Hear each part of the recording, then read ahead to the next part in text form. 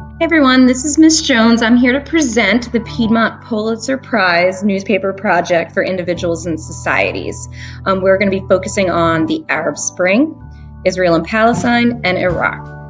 So you may be wondering what a Pulitzer Prize even is. Well, it's an award for an achievement in American journalism, literature, or music. There are 13 made each year, and we're hoping each of you have a Pulitzer Prize winning project. Each class will have a winning Piedmont Pulitzer Prize newspaper. It's a competition, guys. In this competition, we are going to be judging on creativity, format, design, content, layout, and organization. So pay attention to the details. The day that groups present their projects, judges are going to come around and ask group members questions. So make sure each group member is familiar with all of the content. The winning group from each class is going to receive a pizza party during lunch and 40 informal bonus points. This assignment is going to be worth 200 formal points and be due October 25th. There's going to be a newsroom timer going in each class, and once that hits 0000, the project is due. Students are going to be divided up into groups of 3, and each student is going to have their own position. There will be an editor-in-chief, journalist, and graphic design illustrator for each group. However, all students are going to be writing for this newspaper. Let's look more closely at these staff positions. The editor-in-chief is going to oversee all phases of the production of the newspaper. All articles and sections run through the editor-in-chief for review. He or she is responsible for assigning staff with their stories and also responsible for researching for each page of the newspaper. They will also be the point person for the judges. And don't forget, they're going to be writing too. The journalist or reporter is going to be in charge of reporting and writing the key events for each page of the newspaper. He or she will also put people in charge of different stories for each page. They will also read and edit each story for the overall publication. Note, they are not responsible for actually writing every story of the newspaper. All members, regardless of title, must write for the paper. He or she is also responsible, however, to research for the newspaper staff and in charge of assigning stories to group members. The graphic designer is going to review all photos and graphics for the paper and make sure it fits the layout. He or she is also responsible for the illustrations of the newspaper and has the authority to assign pictures if they need help for the paper.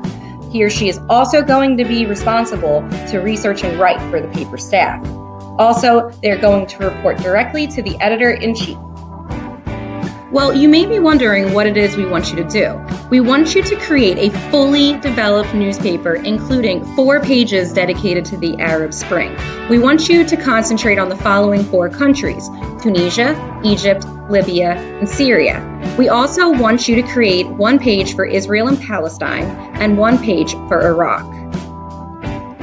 Before we go into details on each page, I want to talk about the live on the scene accounts. You are going to simulate a reporter that goes to an assigned location to gather eyewitness accounts of the actual event. You will write out responses based on the research you did for each page of the newspaper, essentially creating your own interview. Look at the example below for an awesome explanation of a report going live from Tahrir Square. Page 1 is going to look at Tunisia and be entitled, "The World is Ablaze in Tunisia." Section 1 is going to focus on background information. You want to begin by looking at the leadership of Ben Ali. What issues and conflicts arose with the citizens that led to December 2010? What major event started this revolution in Tunisia and basically the entire Arab Spring? Who was involved? What happened that led to him making this decision? Don't forget about economic issues. Section 2 is going to be your first live on the scene account. What actions took place on the streets of Tunisia? As a reporter, you are going to write as if you were live on the scene, and you're going to write an interview describing the actions on the street level. Don't forget, use your research and also descriptive writing here. Section 3 is going to look at the aftermath of the revolution. It is now 2018, and you are going to write a report on the aftermath. Describe the new government system and how citizens reacted to the new government. Would you say that this is revolutionary? Was this a revolutionary moment in Tunisian history? Page 2 will look at Egypt and will be entitled A Roller Coaster Ride in Egypt. Section 1 is going to look at background information. You want to examine the assassination of President Sadat and the rise of power of Hosni Mubarak. Look at the economic issues during the Mubarak regime that led to this revolution. Section 2 for Egypt is going to be a live on the scene report.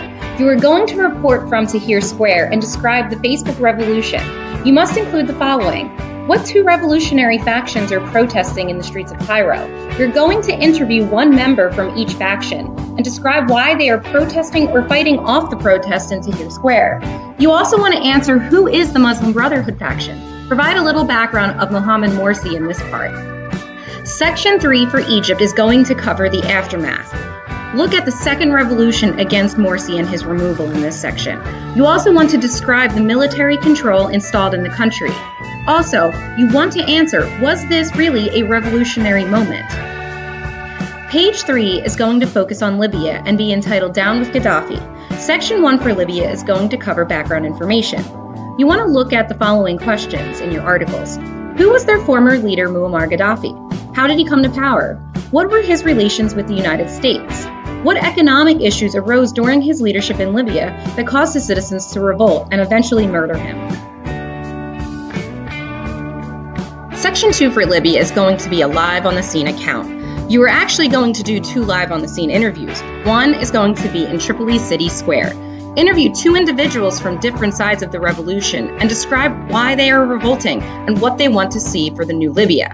The second one will be in Benghazi. Interview 2 citizens in Benghazi and describe the fighting. What happened to the United States Embassy and what was its aftermath?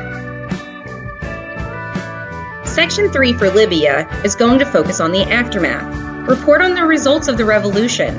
What is happening in Libya in 2018? Page 4 is going to focus on Syria and will be entitled Civil War That Has Torn Apart a Nation. Section 1 for Syria is going to be on background information. Who is Bashar al-Assad? How did he gain power in Syria? What economic and political decisions had al-Assad made that angered his country and caused a revolution? Section 2 is going to be a live on the scene account. You are going to travel to Ghouta and interview a family that witnessed the chemical attack and its aftermath. You also want to look at what role ISIS and al-Nusra played in the civil war. What actions occurred for them to take over and create a caliphate? Section 3 is going to be another live on the scene account about the aftermath. Report on the mass refugee crisis in Europe and the United States and include the following: stats, living conditions, and conduct a personal interview with a refugee. Page 5 is going to examine the Israeli and Palestinian conflict and be entitled Israel and Palestine Conflict 1948 to Present Day. Section 1 will look at background information. You want to look at the religious significance of the land, along with British control of Palestine, pre-1948 regulations, and the role of the Zionist movement in this territory. When was the country of Israel officially established? Also describe the First Arab-Israeli War and also the Six-Day War. Section 2 is going to be a live on the scene account. You are going to interview the PLO leader, Yasser Arafat. Describe his leadership and include the outcome of the Oslo Accords. You also want to report on the 2 major intifada that took place in Israel. The first, 1987 to 1993, and the second, 2000 to 2005. Section 3 is going to be another live on the scene account. You want to report on the building of the West Bank Wall and interview both Israelis and Palestinians and their thoughts on why the wall was built and how it impacts peace negotiations between these 2 countries. Page 6 is going to look at Iraq and be entitled Liberation, Now What? The Story of Iraq. Section 1 will look at background information. You want to look at Saddam Hussein's leadership and when and how he gained power. What economic and political decisions did he make in Iraq that caused the United States to declare war? Describe the Gulf War and also describe Operation Iraqi Freedom. Section 2 for Iraq is going to be a live on the scene account. You are going to want to describe the battle in the streets of Fallujah in 2014 by interviewing Iraqis living in the city. Describe the actions on the street, and also describe the U.S. involvement and the impact on the city and its people. Section 3 is going to look at the aftermath. Describe Iraq in 2018. What modern government issues exist? What types of civil war and terrorism are occurring there?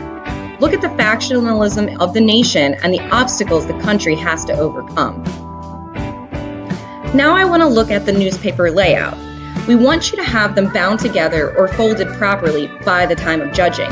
Newspapers not ready at the time of judging are disqualified from the competition and automatically start at a 79% range before grading. Each newspaper page must include the following. You must have 3 main columns of reports for your articles. You have to have a minimum of 3 illustrations. One must be a colorful flag, and the other a map showing political boundaries of the country. Students must hand draw these images with captions. No Google images, guys. So now let's look at a close example of the newspaper layout. You want to have the name of your newspaper and make sure it's creative, and how you write it out be very creative. Don't forget, have a date specific to the headline. Note here, February 14th, 1763. Now, the layout after this point is up to the editor-in-chief, but it must include the following. You have to have the newspaper formatted with proper headings. Make sure you're in column-style writing. We want those 3 columns. Illustrations must have captions and be organized correctly by the time of judging. So here's how our front page of the newspaper should look. Note we have a very creative title and it's written out creatively. We have the headline of the article. We have column 1 on the left, column 2 in the middle, and column 3 on the right. Here's another really good example. We have the newspaper title written out and it's very creative. We have our headline and we have column 1, column 2, and column 3. You want to make sure your newspapers look something like this.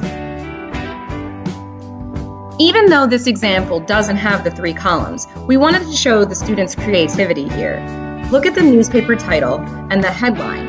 It's written out very creatively, and this illustration is amazingly detailed. Also, the students used an appropriate date. The individual and societies teachers are so excited to start this project with you, and we look forward to seeing your creativity and your writing skills show throughout. We want to wish you guys good luck, and we cannot wait to see your presentations.